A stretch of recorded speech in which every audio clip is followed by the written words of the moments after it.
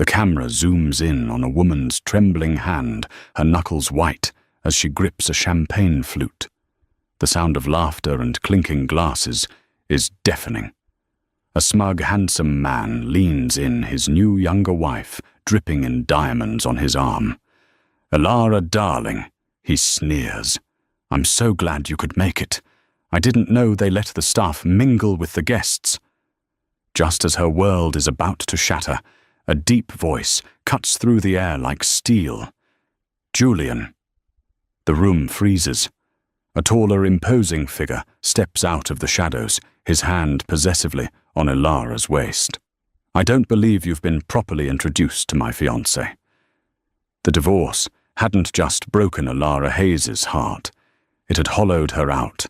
Julian Vance, her husband of 10 years, the man she'd supported through business school and his first failed startup, had announced he was leaving her over a $400 plate of risotto at a restaurant she couldn't even remember the name of. "It's not you, Elara," he'd said, a phrase so cliché it was insulting. "It's just, I'm destined for more. We've grown apart." Grown Apart was Julian's name for Chloe Davenport. Chloe, the 24-year-old heiress to the Davenport steel fortune. Julian hadn't just left Elara. He had upgraded as if she were a software model that had become obsolete. The divorce was brutal. Julian's lawyers, funded by the Davenport machine, had painted Elara as an unsupportive, grasping woman.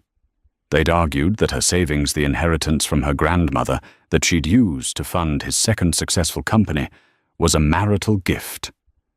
In the end, Julian got the company the penthouse overlooking Central Park and the new shiny wife. Elara got a small cash settlement that was almost gone after her legal fees, and a one-bedroom apartment in Queens with a view of a brick wall. For 6 months, she'd been a ghost. She, an art history graduate with a specialization in Renaissance restoration, was sending out resumes for data entry jobs.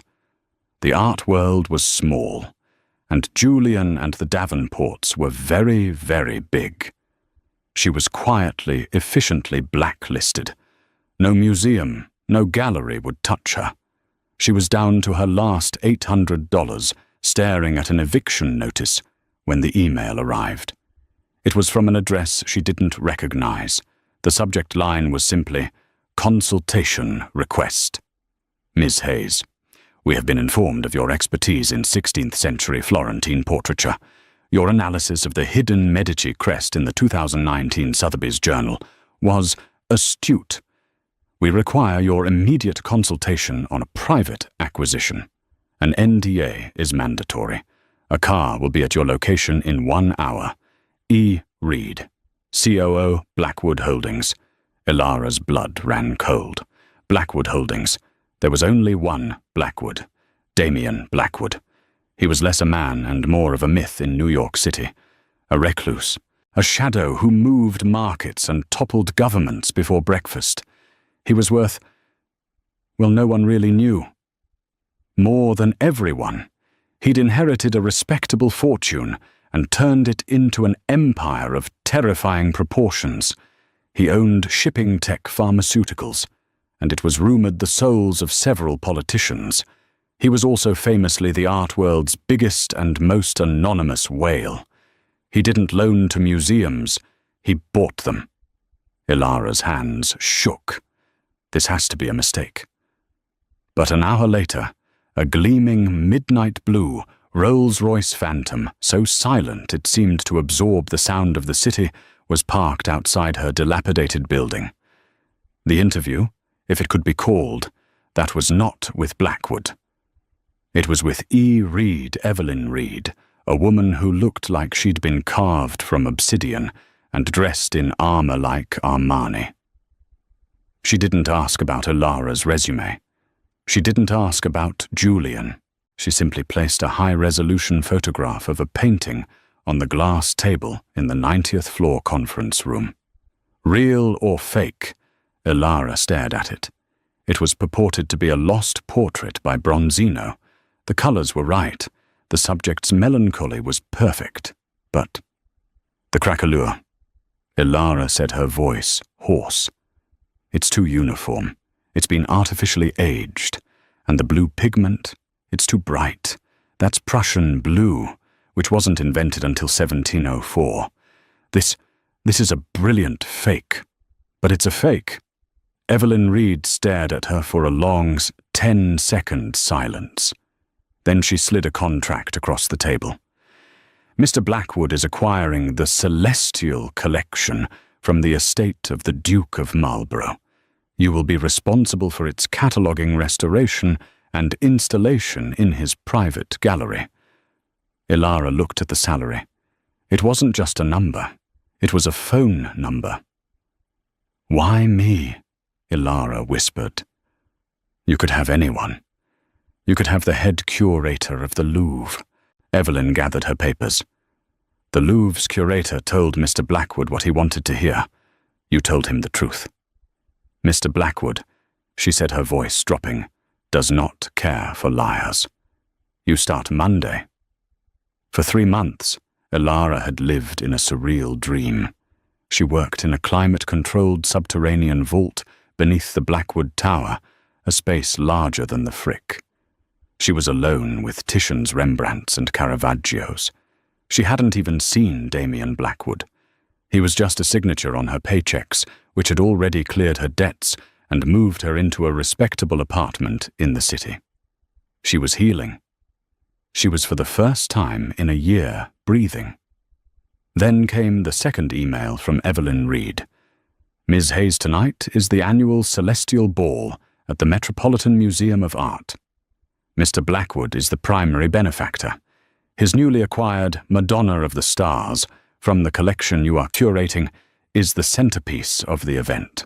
You will be required to attend as its acting custodian and expert. A car and gown will be provided. 7 p.m. Ilara's stomach dropped. The Met Gala, the absolute epicenter of the world she had been exiled from. A world where Julian and Chloe Vance would be reigning king and queen. She wanted to say no. But you didn't say no to Blackwood Holdings. The dress that arrived was not a loaner. It was a midnight blue silk, so dark it was almost black by a designer Ilara had only ever read about. It was simple, unadorned, and cost more than her college education. When she put it on, she didn't look like a charity case. She looked formidable. The black Maybach slid to a stop on the red-carpeted steps of the Met. Ilara stepped out, clutching her small bag, feeling like Cinderella, acutely aware that the clock was ticking. Ilara Hayes, she said to the clipboard-wielding attendant. The woman's eyes widened. Oh, Miss Hayes. Of course. You're on the Blackwood list. Right this way. She was fast-tracked past the throngs of paparazzi, past the A-list actors and musicians. She was inside the great hall, which had been transformed into a galaxy. Stars and nebulas were projected onto the soaring stone walls. At the top of the grand staircase, where the receiving line usually stood, was the Madonna of the Stars, spotlit in a universe of its own. Ilara's job was simple. Stand near the painting. Look intelligent. Answer any questions from donors who mattered. And above all, do not embarrass the Blackwood name. For an hour it worked. She fielded questions about the painting's provenance, her hands clasped in front of her. She was a professional. She was invisible in her navy dress, a shadow guarding a masterpiece. Then she saw him. Julian. He looked radiant in a custom Tom Ford tuxedo. On his arm was Chloe in a dress that was less a garment and more a declaration of war. It was see-through, diamond-encrusted, and impossible to ignore. They were laughing, holding court the gravitational center of their own universe. Ilara's instinct was to run, to find a bathroom and hide. But her feet were bolted to the Egyptian marble. They hadn't seen her. Not yet. She turned, trying to blend into the shadows of a sphinx. She could feel a panic attack a-brewing the air, too thin the scent of 1,000 competing perfumes clogging her throat. It's breathtaking, isn't it? Ilara jumped, startled. A man had materialized beside her. She hadn't seen or heard him approach. He was tall, impossibly tall it seemed, in a tuxedo that was so perfectly tailored it looked molded to him. He wasn't looking at her. He was looking at the painting.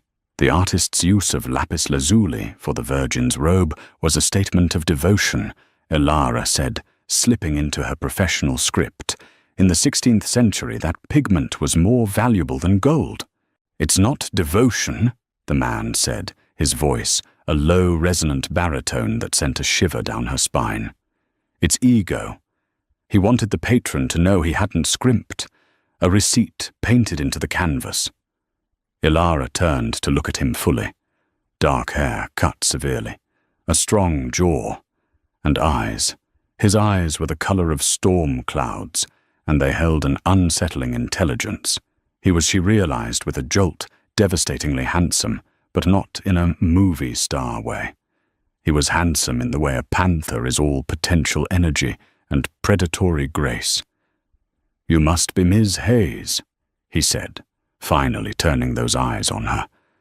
And her heart stopped. She'd seen photographs, but they did him no justice. They hadn't captured the sheer presence of the man. "Mr. Blackwood," she breathed. "Damien, please."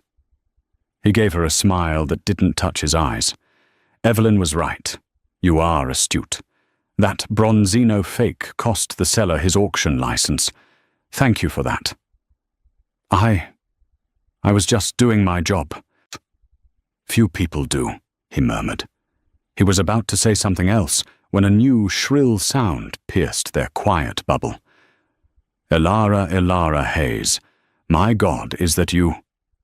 The blood drained from Ilara's face. Damien Blackwood's head tilted like a predator, sensing a shift in the air. Julian and Chloe were bearing down on them. Julian had a painted-on smile of pure shock, while Chloe's was one of malicious curiosity. "Julian," Ilara said, her voice a thread. "Darling, look," Chloe trilled, clutching Julian's arm. "It's your ex. I almost didn't recognize you without... well, you know." She gestured vaguely, a dismissal of Ilara's entire former life. "Ilara," Julian said, recovering his swagger. He stepped forward, puffing out his chest. "Good to see you're landing on your feet. I always said you were resourceful." His eyes scanned her simple dress with pity. "Working an event? Good for you. You always were passionate about art." The implication was clear. She was staff. She was the help. "Chloe," Julian said, turning to his wife. "This is Ilara, the one I told you about." "Oh, this is her." Chloe's perfectly plucked eyebrows shot up. She looked Ilara up and down. "I suppose I should thank you. If you hadn't been so boring, he never would have found me." Ilara couldn't breathe. Every humiliation, every lonely night, every legal threat culminated in this one searing moment. She wanted the floor to open up and swallow her. She saw a page 6 photographer nearby, his lens starting to drift toward the unfolding drama. I should get back," Ilara stammered, turning to flee. "Nonsense," Julian said, grabbing her arm. His grip was surprisingly tight. "We're just saying hello. In fact, I'm so glad you're here. I wanted you to be one of the first to know." He beamed, pulling Chloe into his side. "We're pregnant, a boy." The air left Ilara's lungs, the child they had tried for. The child the fertility doctors had told him was the problem, but he'd convinced her it was her fault. That was it. The final twist of the knife. She was vaguely aware of Damien Blackwood still standing beside her, silent as a statue. He hadn't been introduced. He was just a void observing. "Julian," Chloe said, preening for the photographer who was now openly snapping pictures. "She looks pale. Maybe you should let her get back to whatever it is she's doing." She turned her smile on Damien, dismissing him as Ilara's +1 or worse, her boss. "And you are?" Julian finally looked at the man beside his ex-wife. His eyes travelled up the flawless tuxedo, the impossible-to-buy watch, peeking from the cuff the aura of cold, hard power that clung to him like cologne. Julian's smile faltered. He knew money, and this was not new money. This was all the money. Julian dropped Ilara's arm. "Julian Vance," he said, sticking out a hand. "Vance Innovations." Damien Blackwood didn't take his hand. He looked at Julian, his gaze so cold it could freeze fire. He looked at Chloe, whose smile was now frozen and uncertain. He looked at the page 6 photographer. And then he did something Ilara would never forget. He reached out slowly and put his hand on the small of Ilara's back. It was a gesture of pure, unadulterated possession. The warmth of his palm seeped through the silk, a brand. "Julian." Damien Blackwood said, his voice clear and cutting, resonating in the sudden silence. "A pleasure." He pulled Ilara slightly in front of him, a shield, or a prize. "I don't believe you've been properly introduced," Damien said, his eyes locking with Julian's. "To my fiancée, Ilara Blackwood." The great hall of the Metropolitan Museum did not, in fact, fall silent. That only happens in movies. Instead, something far more terrifying happened. The ambient noise of 1,000 conversations changed. It was as if a giant invisible hand had pressed mute on the room for a single stunned second before the volume surged back 10 times louder as a single unified wave of whispers. "Fiancé Blackwood. Did he say? Blackwood." The page 6. Photographer, who had been lazily snapping, now looked as if he'd been electrocuted. The pop-pop flash of his camera became a machine gun staccato. Ilara's mind was white noise. She felt Damien's hand, a solid point of heat on her back, anchoring her to this new, terrifying reality. Julian Vance's face was a masterpiece of conflicting emotions. It cycled through smugness, confusion, disbelief, and then finally a deep, ashen horror. His smile, the one that had charmed investors and disarmed her, didn't just fade. It broke. Chloe was worse. Her perfectly painted bee-stung lips, which had been curved in a smirk, fell open. She let out a small, undignified sound like a deflating balloon. That's not funny," she whispered. "I am seldom funny," Damien said, his voice projecting easily over the rising tide of gossip.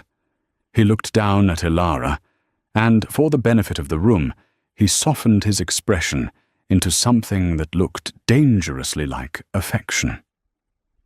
"Darling, you were right. The lighting is perfect on the Madonna." Julian's eyes darted from Damien to Ilara and back to Damien. He was a numbers guy. He was calculating, processing, trying to make the data fit. Ilara. My dowdy, broken Ilara. With Damien Blackwood. The man I've been trying to get my father-in-law to introduce me to for 6 months. Fiancé, Julian, finally choked out. "Ilara, what? What is this? What joke is this?" Before Ilara could form a single word, Damien angled his body, cutting Julian off from her completely. It was a subtle, powerful, and utterly dismissive gesture. "Mr. Vance." Damien said, his tone conversational, as if they were discussing the weather. "I believe your wife, Chloe, isn't it? Looks unwell. Perhaps you should find her a seat. The champagne at these events can be notoriously strong." He didn't wait for a reply. With his hand still firmly on Ilara's back, he began to steer her away, parting the sea of onlookers who were staring with unabashed hunger. They moved through the crowd, and a path cleared for them, as if Damien were Moses and the Met Gala was his Red Sea. "Wait!" Julian called out, a note of desperation in his voice. "Ilara, we need to talk." Damien didn't stop, but he did pause, turning his head slightly. "Ms. Hayes is no longer your concern, Mr. Vance," he said loud enough for the dozen people nearest to them to hear. "And a word of advice. Your Q3 projections for Vance Innovations are optimistic. You're over-leveraged on the new R&D. I'd check your credit line with First National. I hear they're tightening the belt." It was a kill shot delivered with surgical precision. It wasn't just a dismissal. It was a threat. Julian froze his face, turning from pale to a mottled, ugly red. He knew. He knew. He knew Damien Blackwood didn't just know about his company's finances. He was commenting on them. In this world, that was the equivalent of a public execution. Damien guided Elara through a set of double doors marked "Staff Only" and into a silent, cavernous hallway lined with crates. The second the door clicked shut, the silence was absolute.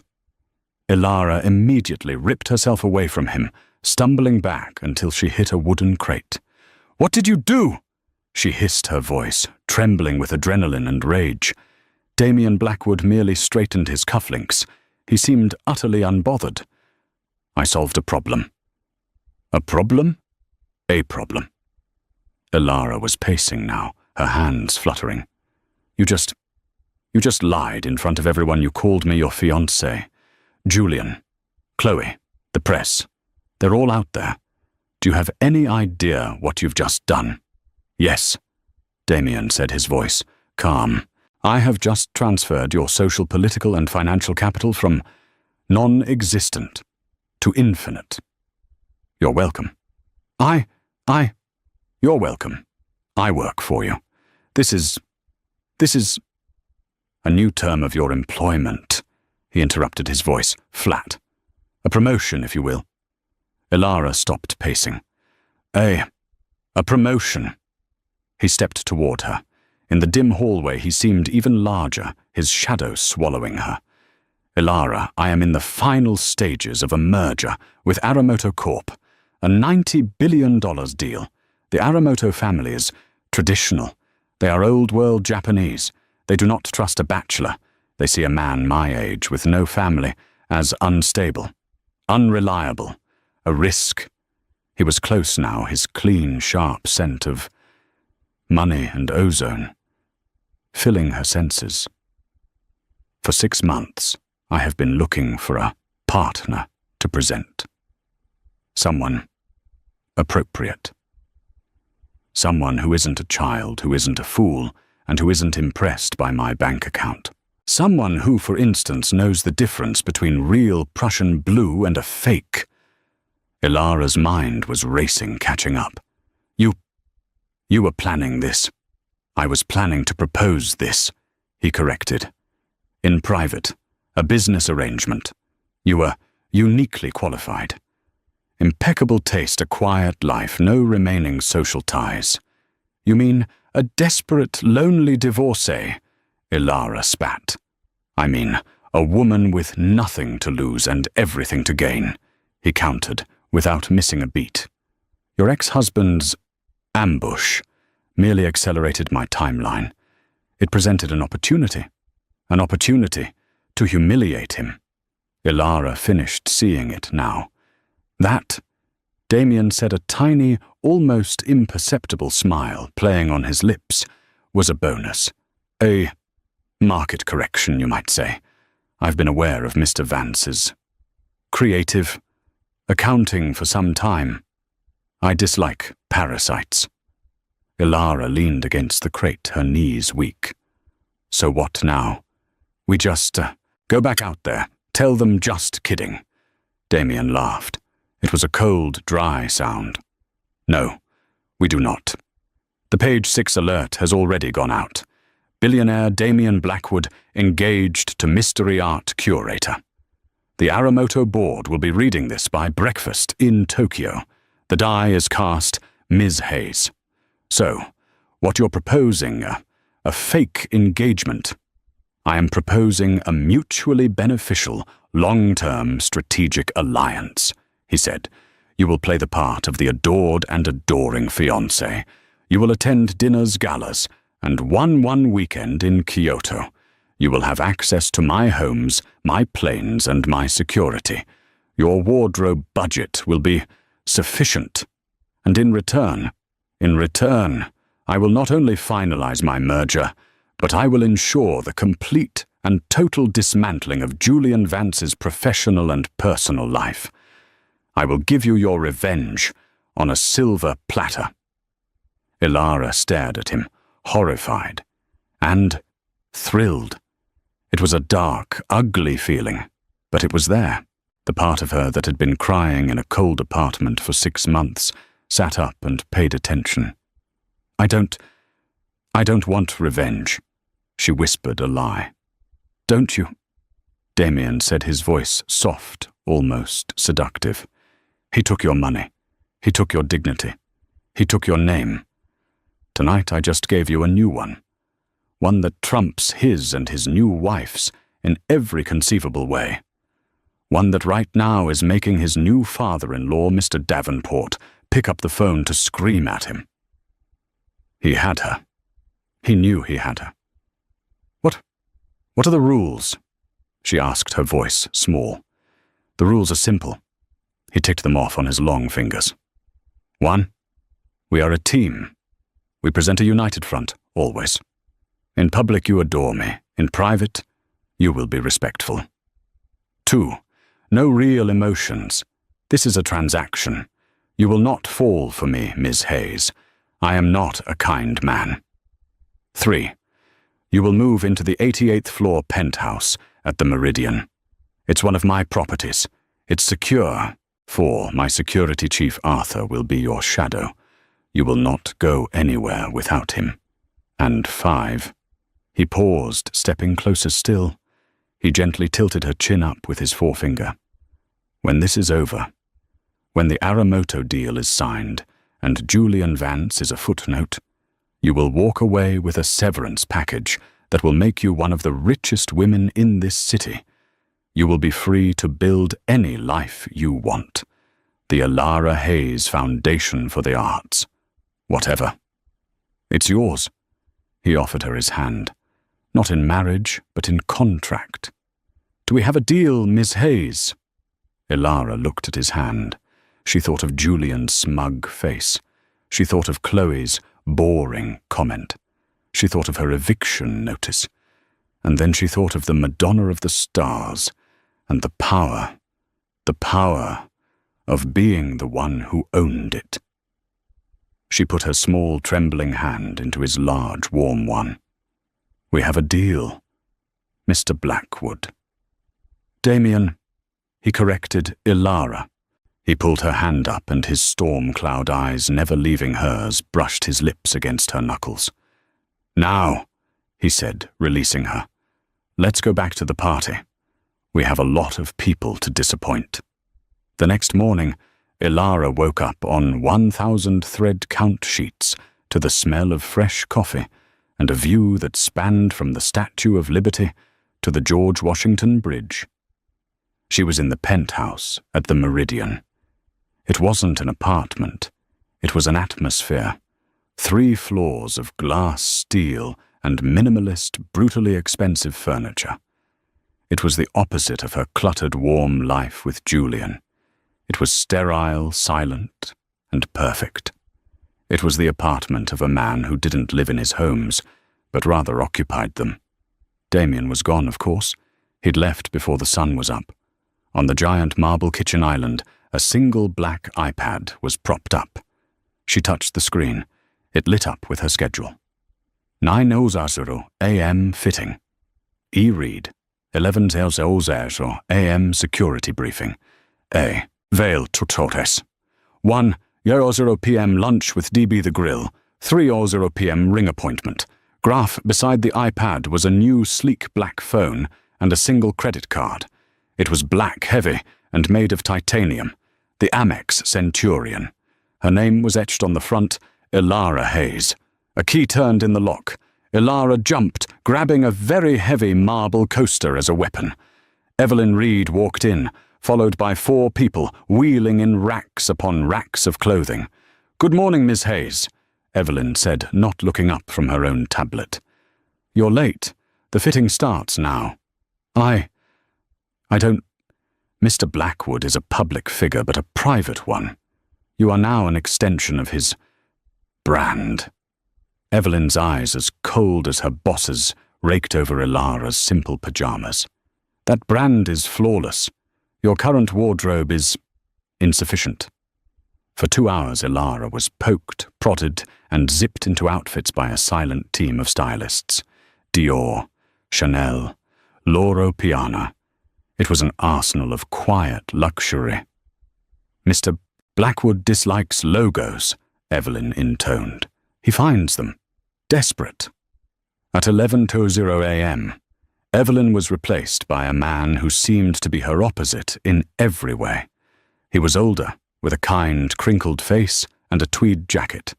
He looked like a university professor. "Ms. Hayes," he said with a warm British accent. "Arthur Vale, head of security." "Arthur, please," Ilara said, relieved to see a friendly face. "A pleasure." His smile didn't change, but his eyes were scanning the room, checking the windows, the doors. "Now a few simple rules. This phone," he tapped the new black device, "does not leave your side. It is end-to-end encrypted on the Blackwood server. Your old phone is a liability. We've already disposed of it." "Disposed of it?" "Yes. Now the car. You will have a dedicated driver. You will not take taxis. You will not take the subway. If you wish to go for a walk, as the schedule sometimes suggests, you will be accompanied. I'll be Arthur, your uncle's old friend, or we'll have a rotating team of 2. They're good. You won't even see them." This is insane," Ilara said. "I'm an art curator, not a president." "You are the fiancé of Damien Blackwood, ma'am," Arthur said, his tone still kind, but firm. "That makes you a target, for the press, for corporate rivals, for opportunists." He paused. "Your ex-husband, for example." Ilara's blood ran cold. "Julian, Mr. Vance has made 3 calls to the front desk of this building, demanding to see you. He also called your old number, which we are now monitoring 17 times. He seems distressed." "Good," Ilara said, surprising herself with the venom in her voice. Arthur permitted himself a small, genuine smile. "Quite. Now let's discuss panic rooms." Lunch was at the Grill, a power spot in Midtown. Damien was already there in a booth, a phalanx of suits at a nearby table. When she walked in, the restaurant, which had been buzzing with the sound of million-dollar deals, hushed. She was wearing a cream-colored cashmere dress, her hair in a sleek chignon. She was Ilara Blackwood now. "Damien," she said, sliding into the booth. "Ilara," he replied, his eyes giving her a swift, appraising glance. "You look appropriate." He pushed a small velvet-covered box across the table. It was not a ring box. "Aramoto-san, the chairman, is a traditionalist," Damien said sotto voce. "He sent a congratulatory gift. He is impressed by my sudden stability." Ilara opened it. Inside, nestled on silk, were a pair of teardrop pearl earrings. They were luminous, perfect, and clearly ancient. "They're beautiful," she whispered. "Wear them tonight. We're having dinner with him. He flew in from Tokyo this morning. He wanted to congratulate the happy couple in person." Ilara's blood drained from her face. "Tonight? But we don't have a story. What do I say? How did we meet?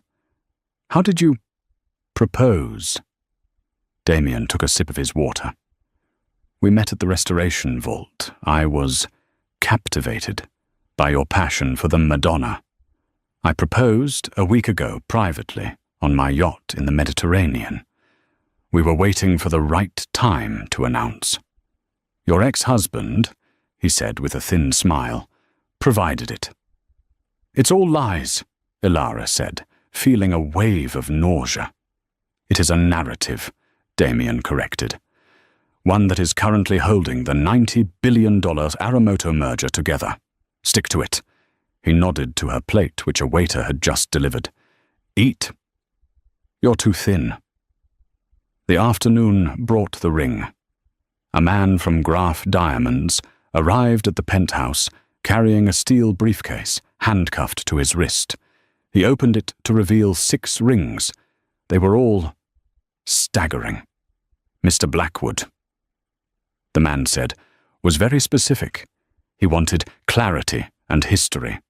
"This one," he pointed to a blinding emerald-cut stone, "is the paragon. D-flawless, 22 carats. It's a paperweight," Ilara said, horrified. "And this one," the man said, his voice reverent, "is the Wittelsbach Blue. Not the famous one, of course, but a sister stone, a 12-carat deep blue diamond, ex-royal collection. Its history is impeccable. It wasn't the biggest, but it was unique. It looked like a storm cloud, like Damien's eyes. "That one," Ilara said, pointing. She slid it on. It was heavy, a beautiful glittering shackle. Meanwhile, across town, Julian Vance was not having a good day. He was in his father-in-law's office. Mr. Davenport, a man who looked like a bulldog in a $10,000 suit, was purple. "You told me she was a nobody," Davenport roared, slamming his fist on his mahogany desk. "A little mousy nothing." "She is," Julian insisted, his voice cracking. "It's a trick. It has to be a trick. She's conning him. Conning him." Davenport laughed, a bark-like sound. "Son, you don't con Damien Blackwood. He's not a person. He's a damn corporation. Do you have any idea what this means?" He threw the New York Post on the desk. The entire front page was a picture of Damien and Ilara, his hand on her back, his gaze protective. The headline, "Blackwood's $1 billion bride," and in smaller print, stuns ex-hubby Julian Vance at Met Gala. "This," Davenport said, jabbing a thick finger at the photo, "is the man I have been trying to get a lunch with for 5 years. The man whose holding company owns the bank that, coincidentally, holds the note on your company. Vance Innovations." Julian's blood turned to ice. "What First National? That's just a bank." "It's a bank, you idiot, that Blackwood bought as a hobby 3 years ago, and now my daughter's ex-husband's new fiancée is the future Mrs. Damien Blackwood." He spat the name out. "It's Ilara," Julian said, his mind spinning. "She's sweet. She's soft. I can talk to her. I can fix this." "You will do no such thing," Davenport roared. "You've done enough. You made this family look like fools. Chloe is hysterical. She's been calling Page 6 all morning, trying to tell her side of the story. I had to have her publicist cut off her phone. But, the baby," Julian stuttered.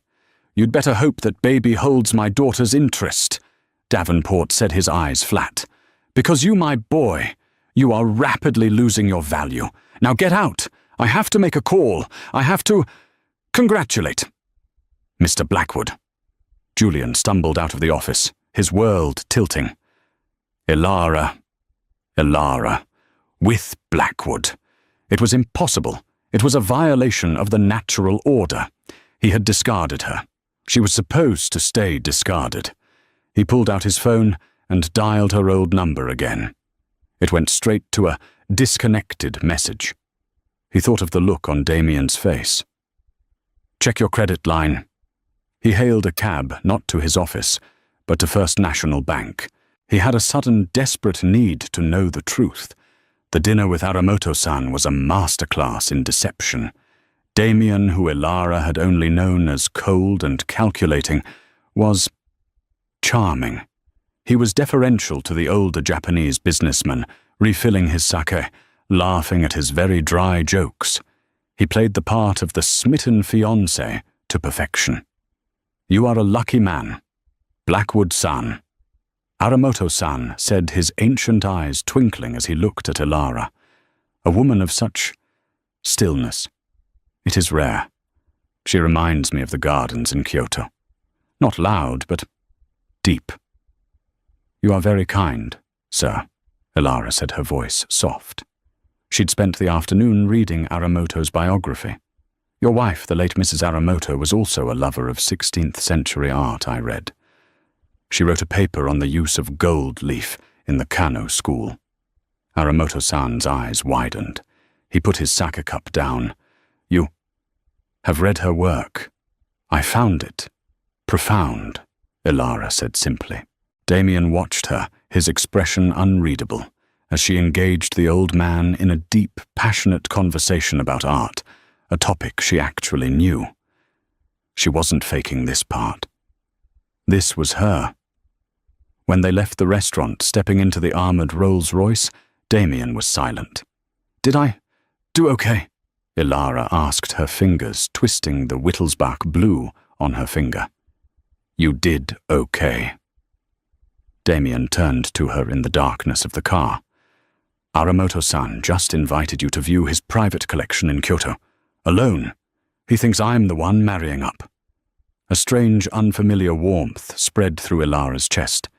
It was pride. "Well," she said, trying to sound nonchalant, "I just told the truth. You are a very, very good liar, Elara." "So are you," she countered. A small smile touched his lips. "Yes, I am." The performance continued for weeks. They were the city's obsession. They were photographed at a private viewing at the Frick. They sat in Damien's box at the opera. They attended a charity auction at Sotheby's.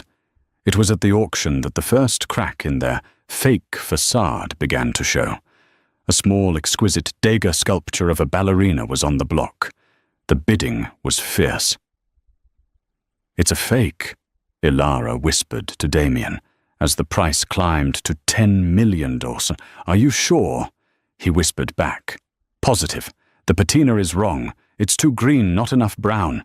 It's a 20th century cast."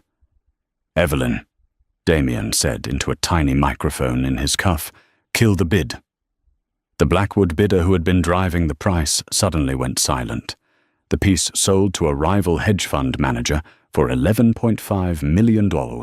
"You just saved me $11.5 million, Damien murmured as they left the auction. "You overpaid for that Picasso last month, so you're still in the red," she replied, testing him. He stopped, and for the first time, he laughed. A real, actual laugh. It was a startling, rusty sound, but it lit up his entire face. "You are going to cost me a fortune, aren't you?" "I'm going to save you one," she retorted, a smile playing on her own lips. The weekend in the Hamptons was the next test. His shack, as he'd called it, was a 20-acre oceanfront compound in Sagaponack that made Gatsby's mansion look like a tool shed. But the house was empty, cold, like the penthouse. "You don't live here, do you?" she asked, as they walked along the private windswept beach. Arthur was a discreet 100 yards behind them. "I work," he said, staring out at the grey Atlantic. "This isn't a home, Damien. It's a fortress, just like the penthouse, just like the vault. Where do you live?" He stopped walking. He looked at her, and for a second, the mask of Damien Blackwood slipped. The man underneath looked lost. "My father," he said, his voice raw, "had a small cabin, upstate. It burned down." "Oh, Damien, I'm so sorry. He was an inventor, Michael Blackwood. He ran a small tech company, Apex Innovate. He poured his life into it. He was brilliant.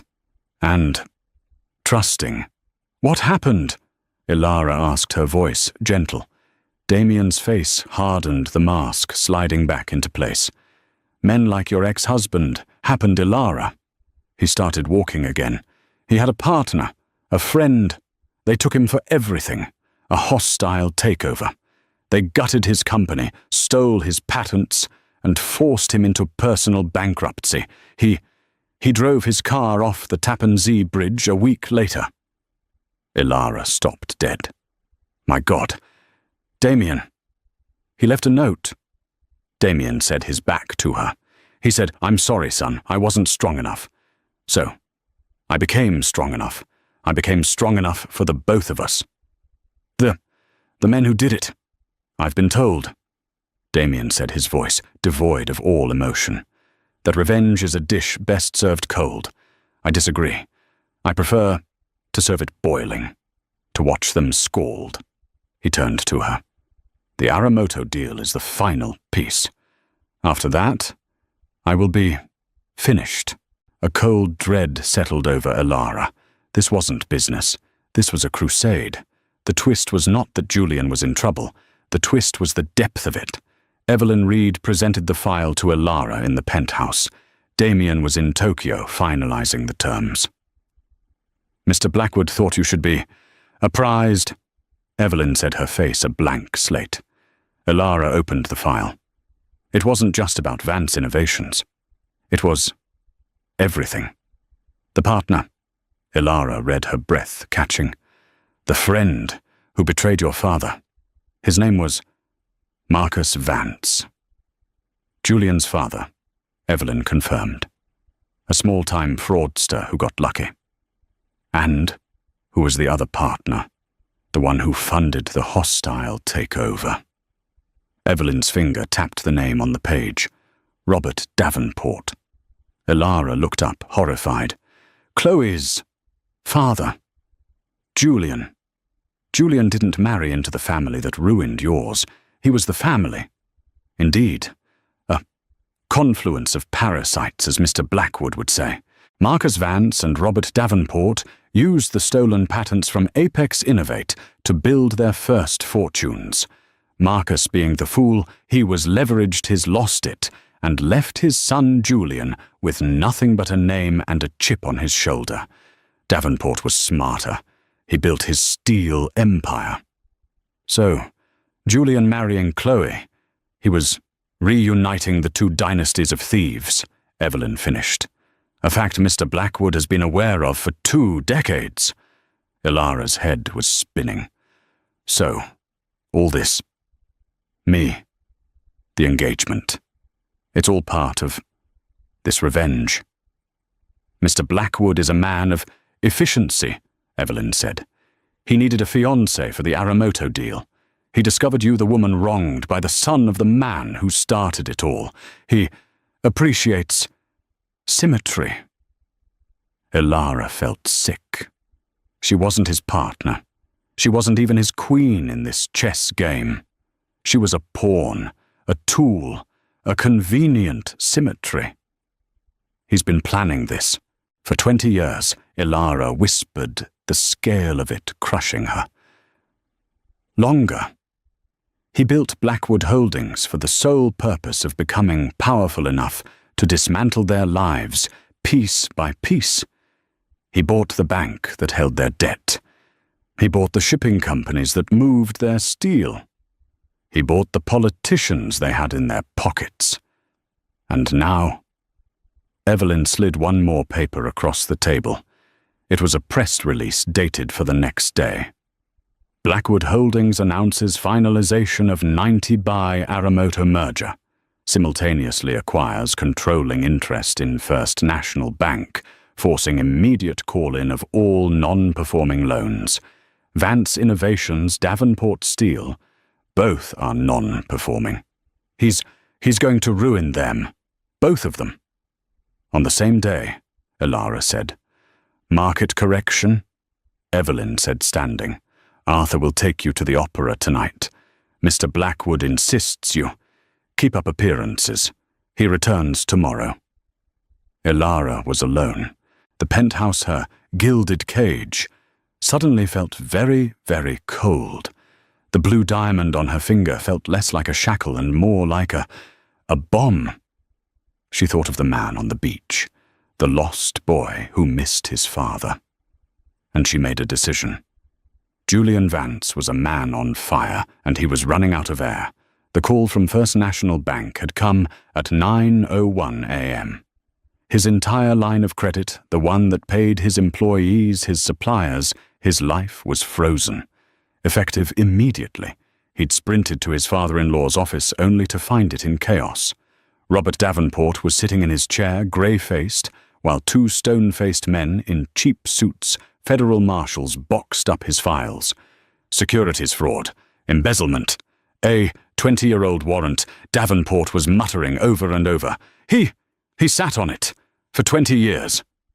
Julian backed out of the office. Davenport's steel was gone. This left Chloe. He ran home to their penthouse, his penthouse, the one he'd bought with Vance Innovations money. Chloe was there on the floor, surrounded by Louis Vuitton luggage. She was packing. "Chloe, thank God!" Julian cried, rushing to her. We have to nothing!" Chloe spat, not even looking at him. Her face was streaked with mascara. "My father's been arrested. My Amex, the one he pays, was declined." Declined, Julian, at Bergdorf's. "Do you know how humiliating that is?" "Chloe, listen to me," Julian said, grabbing her. "It's Blackwood. He's doing this. It's all Ilara. She's put him up to this. I don't care who's doing it," she shrieked. "It's over. We're ruined. My father, your company, it's all gone." "No," Julian said, a desperate feral gleam in his eye. "No, I know Ilara. She's soft. She's weak. She loved me. I can fix this. I just need to talk to her." "You can't," Chloe said with a bitter laugh. "I've been trying. She's in a fortress. She's Mrs. Blackwood now. She won, Julian.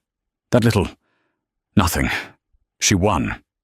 "No," Julian said, his voice dropping to a whisper. "No, she hasn't." He knew where Ilara had to be. The opera, La Bohème. It was her favorite. He'd always hated it. He raced to the Lincoln Center, his last $100 getting him a cab. He didn't have a ticket. He ran to the side entrance, the artist's only door. He was Julian Vance. He had status. A large, tweed-wearing man stepped in his way. "Mr. Vance," Arthur Vale said, his voice still pleasant. "This area is restricted." "I know you," Julian snarled. "You're his man. Get out of my way. I need to see Ilara. Ms. Hayes is not available." "Ilara," Julian bellowed, pushing past him. "Ilara, I'm sorry. Please call him off. He'll listen to you. I'll give you anything. The old apartment at $1 million. Please." The side door opened. Ilara stepped out, her face pale under the single bulb. She was wrapped in a simple dark wool coat. "Julian," she said, and her voice was a stranger's. It was cold, clear, and steady. "Ilara, baby, thank God." He lunged for her, his hands out, pleading. Arthur stepped between them, his hand gripping Julian's shoulder in a hold that made Julian's knees buckle. "Let him go, Arthur," Ilara said. Arthur released him. Julian stumbled, straightening his jacket, trying to regain some dignity. "Ilara," he panted. You look amazing. See this whole thing, it was good for you. But it's gone too far. He's a monster. He's destroying my life, my family. Chloe's pregnant. Ilara. Think of the baby." Ilara looked at him, really looked at him, the man she had loved, the man she had cried over. He was nothing, a shallow, empty, desperate little boy. "The baby," Ilara said, "the one you told me I was too broken to have, the one you lied about for years. That was... Ilara, please. You're not here because you miss me," Ilara said, her voice cutting through the night air. "You're not here because you're sorry. You're here because your line of credit was cut. You're here because your world is ending, and you just assumed. that my world still revolves around you." She stepped closer, and Julian, for the first time, actually recoiled. "He's not a monster, Julian. He's a market correction. Your father, Robert Davenport. You're a debt that has finally come due. But he's using you." Julian screamed, his last shred of control snapping. "It's a sham, that engagement. It's a lie. He's just using you to get at us." "Yes," Ilara said, nodding. "He is." Julian stared, confused. "What? He is using me, and I am letting him. Because you know what, Julian, I'm tired of being soft. I'm tired of being boring. I'm tired of being your dowdy ex-wife. I'd rather be his weapon. It has a symmetry. Don't you think?" She turned to go. "Ilara, wait." Julian grabbed her arm, the one he'd grabbed at the Met. Before Arthur could move, Ilara reacted. It was pure instinct. She turned, and with all the force of 6 months of rage and humiliation, she slapped him. The crack of her hand across his face echoed in the alley. Julian stared at her, his hand to his cheek, his eyes wide with shock. "Don't," Ilara said, her voice deadly quiet, "ever touch me again." She turned, walked past Arthur, and got into the waiting Maybach. Arthur Vale looked at the stunned, whimpering shell of Julian Vance. He reached into his tweed jacket and pulled out a business card. "Mr. Vance," Arthur said, his voice kindly again. "You'll be needing this. It's the best bankruptcy lawyer in the city. Tell him Mr. Blackwood sent you. He's expecting your call." Arthur got in the car. As they pulled away, Ilara watched Julian Vance slide down the brick wall, a broken man in the rearview mirror. She didn't feel joy. She didn't feel pity. She felt free. "He said it was a lie," Ilara said to the darkness in the car. "Yes, ma'am," Arthur said from the front seat. "He's not wrong." "No, ma'am. Take me to the tower." "Not the penthouse," Ilara said. "I need to see Damien. We need to talk. Mr. Blackwood's plane lands in 40 minutes, ma'am. He's not expecting you." "Good," Ilara said, the blue diamond flashing as she clenched her fist. "He and I are overdue for a new set of rules." Ilara was waiting in his office when he arrived. It was 3 a.m. The 90th floor office was dark, save for the blue and white glow of the city below. Damien entered, as silent as ever, his long overcoat still on. He looked exhausted. "The deal is done," he said, his voice flat. "It's over." "Congratulations," Ilara said, turning from the window. "Your 20-year war is won?" "Yes." He walked to the bar, pouring a scotch. "Julian found me tonight," she said, her voice steady. "He's broken. He screamed at me that our engagement was a lie, that you were just using me as convenient symmetry in your plan." Damien said nothing, his back to her. "He was right, wasn't he?" she whispered. She walked to his desk and, with a final painful twist, pulled the Wittelsbach blue diamond from her finger. "I played my part. The Aramoto merger is signed. Julian is ruined.